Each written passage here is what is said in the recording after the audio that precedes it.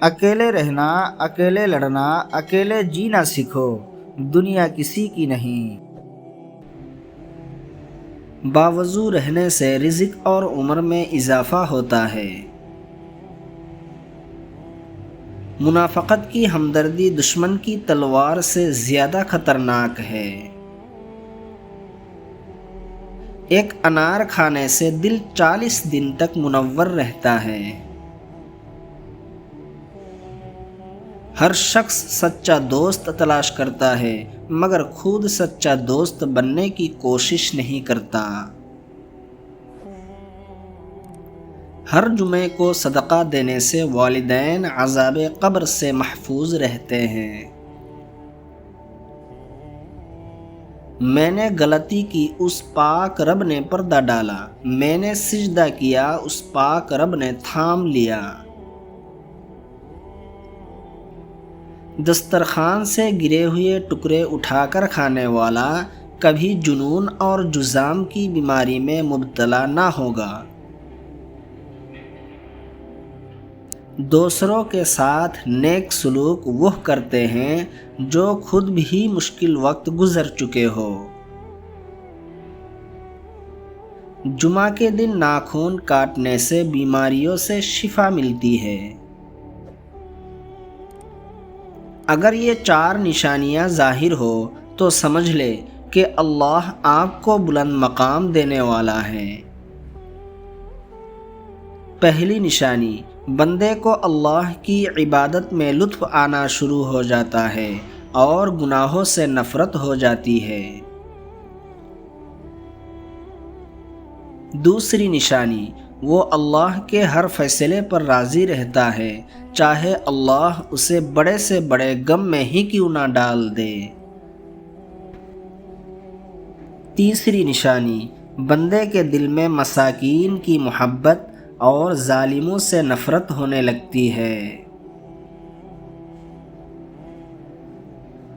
چوتھی نشانی، بندے میں عاجزی پیدا ہوتی ہے، وہ اپنے آپ کو اللہ کا ایک ادنا سا انسان سمجھنے لگتا ہے۔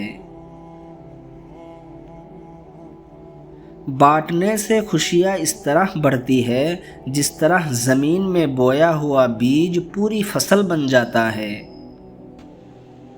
کسی کے ساتھ غلط کر کے اپنی باری کا انتظار ضرور کرنا۔ زیتون کی مالش بدن پر کرنے سے شیطان 40 دن تک دور بھاگتا ہے۔ جو اللہ پاک کے دیے ہوئے رزق کو کافی سمجھے وہ زندگی میں کبھی کسی کا محتاج نہیں ہوتا۔ ہر مہینے کے پہلے 3 دن شہد کھانا بڑی تکلیف سے محفوظ رکھتا ہے۔ سورج کی کرنیں زمین پر پڑنے سے پہلے نیند سے اٹھ جایا کرو کیونکہ اس وقت رزق تقسیم کیا جا رہا ہوتا ہے۔ جو شخص نہار منہ 7 عدد کھجور کھائے گا اس پر کوئی جادو اثر نہیں کرے گا۔ حضرت علی رضی اللہ عنہ جب بھی اذان سنتے تو کانپنے لگتے اور چہرہ کا رنگ سرخ ہو جاتا۔ کسی نے پوچھا تو بتایا کہ اتنی بڑی ہستی کا بلاوا آیا ہے، نہ جانے میں حق ادا کر پاؤں گا بھی یا نہیں۔ جو چیز یقین کامل کے ساتھ اللہ کی سپرد کر دی جائے وہ کبھی چوری نہیں ہوتی۔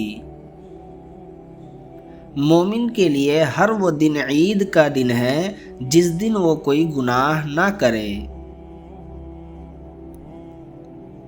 2 خواتین کے درمیان چلنے یا بیٹھنے سے طبیعت میں بگاڑ پیدا ہوتی ہے۔ زندگی واحد پودا ہے جس کا بیج زمین کے اوپر اور پھل زمین کے نیچے ملتا ہے۔ سنت نبی صلی اللہ علیہ وسلم کے طریقے پر سونے والا کبھی ہارٹ اٹیک کا شکار نہیں ہوگا۔ اللہ جب کسی کو اپنی طرف بلانا چاہتا ہے تو اسے کسی کے ہاتھوں ضرور توڑتا ہے تاکہ اسے احساس ہو جائے کہ اللہ کی محبت کے علاوہ سب محبتیں فنا ہیں۔ جس گھر میں کھجور ہوگی اس گھر میں کبھی کوئی بھوکا نہیں سوئے گا۔ اگر تمہاری آنکھیں خوبصورت ہیں تو تم دنیا سے محبت کرو گے، لیکن اگر تمہاری زبان خوبصورت ہے تو تم سے دنیا محبت کرے گی۔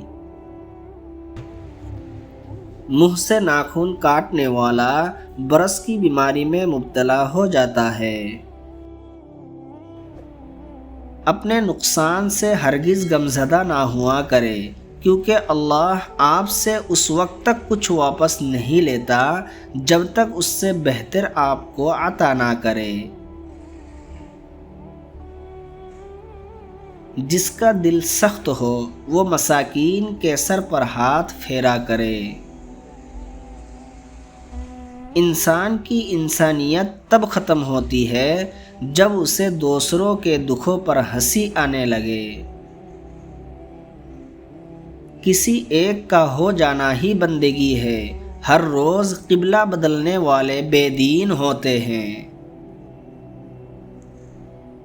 اس گھر میں برکت اور خوشیاں کبھی نہیں آ سکتی جس گھر کی عورتوں کی بلند آوازیں گھر سے باہر ہو جاتی ہے۔ ہاتھ کی لکیروں پر نہیں بلکہ ہاتھ بنانے والے رب پر یقین ہونا چاہیے۔ کبھی بھی جانور کو اس کے منہ پر مت مارا کرو، کیونکہ جانور اپنے منہ سے اللہ کی تسبیح کرتے ہیں۔ قبرستان ایسے جوانوں سے بھرے ہوئے ہیں جو بڑھاپے میں توبہ کرنے کے خواہش مند تھے۔ کسی انسان کا مکمل خاموش ہو جانا چیخ کر رونے کے برابر ہوتا ہے۔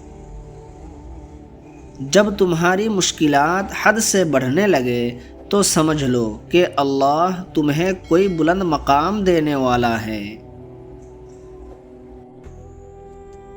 خدا انہیں بھی آباد رکھے جو ہمیں برباد کر کے خوش ہے۔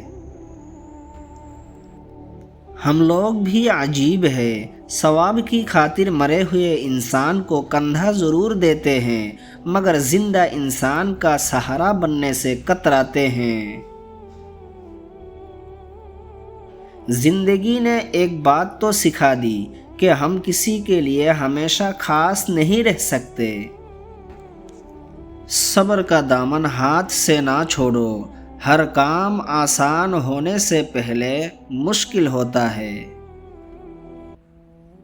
اللہ تعالیٰ جسے نوازنا چاہتا ہے اور بلند مقام دینا چاہتا ہے تو اسے تکلیف اور درد کی راہ بخشتا ہے تاکہ وہ مضبوط بن کے اتنا سیکھ لے کہ اپنی منزل تک جا پہنچے۔ تو نیک ہو اور لوگ تجھے برا کہے، اس سے بہتر ہے کہ تو برا ہو اور لوگ تجھے نیک کہے۔